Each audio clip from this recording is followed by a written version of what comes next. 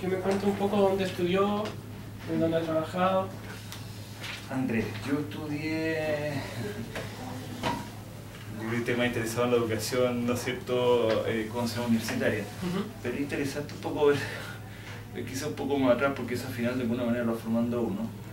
Mi papá era ingeniero, y es ingeniero en realidad, todavía está vivo, ingeniero químico. Y me tocó una vida bien interesante, porque nací acá en la Santa María, pero al poco andar, mi papá que trabajaba en Chile en esa época salió a Chile una reestructuración, así que nos fuimos primero a Concepción y estuve viviendo en Penco, de hecho. Así que todavía me acuerdo algo del frío de Penco.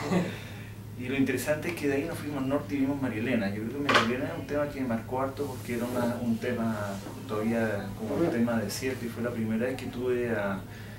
No sé, de hecho yo diría que es muy extraño, pero las cosas que iba haciendo después todavía vienen de esa época. O sea, mi papá me llevó ahí por primera vez a lo que llamaba la casa de fuerza, que yo decía que era una casa de fuerza, como que era fuerza la casa, no entendía. Y vi todas las maquinarias y él era el jefe del laboratorio, se escribió todo el tema de salitre y que fue todos los trenes, la época realmente no tenía, porque en esa época no había todas las digamos, restricciones de seguridad, entonces uno se podía meter a las cosas, ¿no? Claro. Y tanto así que todavía me acuerdo de los primeros recuerdos vienen de esa época, ¿no? En el desierto mi mamá era muy poco aprensiva, entonces nos dejaba ir, recorrer este desierto súper imponente. Y también me acuerdo que con mi papá una tronadura en que tú sentías el polvo caliente en la cara, entonces todas esas cosas marcaron mucho. Mi hermana nació en Chuquicamata, de hecho. Pero nos tocó también el año 73 en ese momento, y mi papá, que era bueno, David Nelson, ¿no es cierto?, él nació en La Serena, hijo de inmigrantes, pero le tocó muy duro por todo el tema en ese momento le tocó de hecho recibir a Castro, y como era gringo y de alguna manera era el jefe del laboratorio, pero igual era como lo ejecutivo, lo pasó muy mal.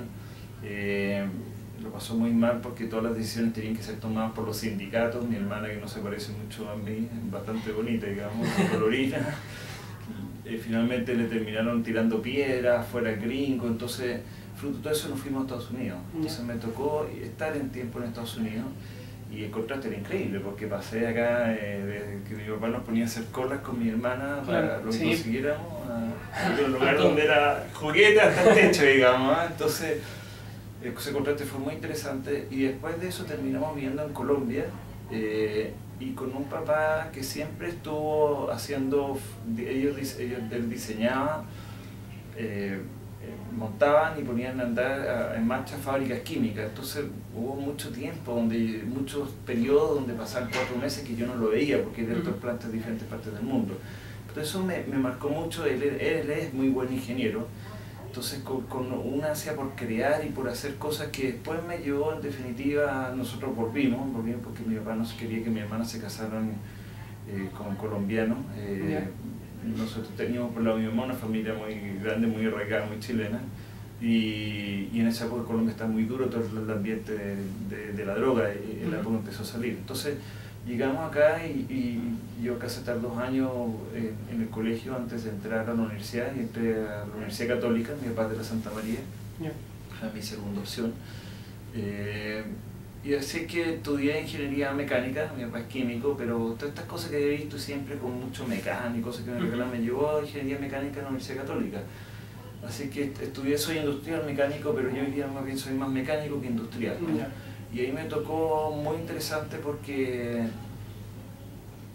digamos, me metí al principio una carrera muy árida y la verdad que la empecé a pasar bien más bien por necesidad, porque no tenía muchos recursos, o sea, no teníamos pocos recursos. Yo le con mi papá me dio muy buena educación, así que de hecho me pagaron la universidad, pero no era holgado, así que para tener plata para salir yo tenía que trabajar y empezar a hacer cosas en la universidad con los profesores, y eso me abrió un mundo increíble, una perspectiva de la carrera mucho más entretenida, y me llevó finalmente a lo que hoy día soy, ¿no? Y eso porque dentro de esas cosas trabajé con uno de mis profesores, que es Francisco Negroni, que en realidad él es una eminencia en todo lo que es plasticidad, y él tenía una oficina de ingeniería.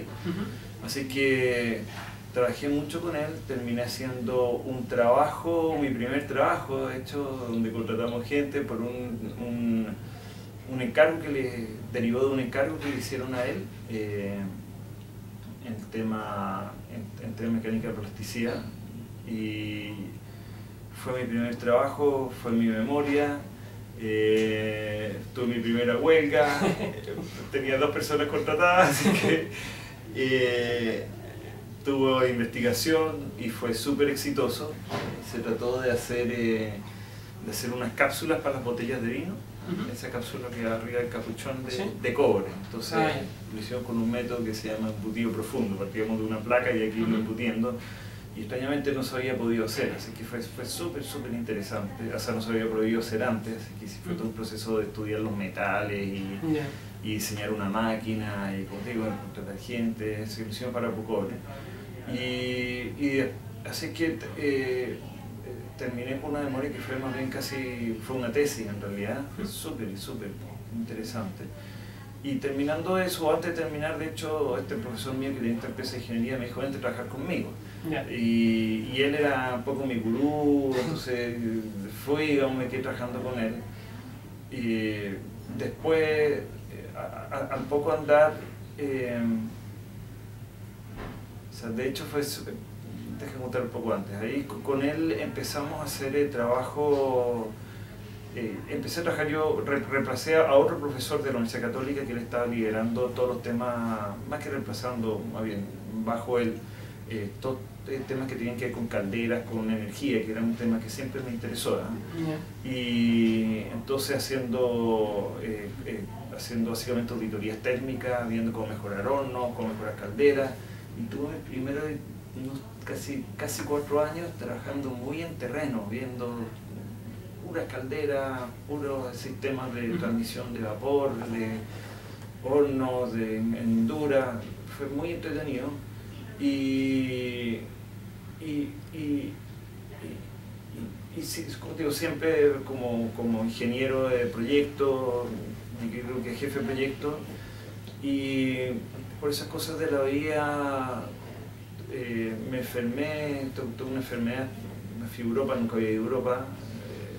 Tenía una polola mía, se ganó una beca, se fue a Europa, así que fui a verla. Y estando allá me di cuenta, me dio una enfermedad. La verdad es que me dio un cáncer en ese momento que me di cuenta allá, estando allá, así que volví. Y eso me sirvió mucho porque fue una recuperación larga, tuve que hacerme una operación y después una quimioterapia. Y en esa quimioterapia, como para poderme entretener, me pasaron lo que era en ese entonces los estudios de Metrogas, de la extrusión de gas natural, que era puro papel. Entonces yo le pedí también a Francisco Negroni, mi jefe, que me pasara algo para poder hacer algo desde la cama. Y ahí fue súper interesante porque empecé a meterme en todo un área más bien técnico-comercial, un poco más quizás comercial, en el sentido que hubo que hacer todas estas planillas y todo, formular un modelo de negocio. Y eso fue finalmente la base de lo que después sería Metrogas, o sea, los últimos números de cuántos clientes íbamos a convertir por día, por año, por todos esos estudios fueron los que partimos haciendo con toda esa modelación desde la cama. Sí, nos basamos en estudios muy buenos que se habían pedido antes, pero fueron todos esos últimos estudios que después después nos contrataron. Después de eso, yo decidí, cuando terminó todo mi proceso, decidí que quería hacer un cambio y me fui a hacer un posgrado. Y por lo tanto, yo siempre había querido ir a Inglaterra, pero convaleciente hice una promesa a esta polola y que me mostró una muy buena universidad en Francia. Y yo postulé con pocas ganas de quedar, digamos, y era muy buena universidad, entonces dijeron: lo más probable es que no me acepten. Y me aceptaron, así que cumplí mi promesa y me fui a hacer mi posgrado allá. No sabía francés, así que tuve que aprender francés. Y hice un programa en administración, o sea, un MBA, pero enfocado a política pública, a ciencias políticas en realidad, que fue muy interesante, porque es un área que yo nunca había realmente pensado, siempre venía por el lado técnico, digamos. Y cuando terminé eso, dije: en realidad me voy a quedar en Europa un tiempo trabajando. Pero estando allá me llamó de vuelta este jefe mío y me dijo, mira Ian, ¿sabes qué más? Todo ese estudio que habíamos hecho, hoy día se formó y ya Metrocard existe como empresa. Entonces me gustaría que viniera ahí para digamos, trabajar en este proyecto y ponerlo en marcha.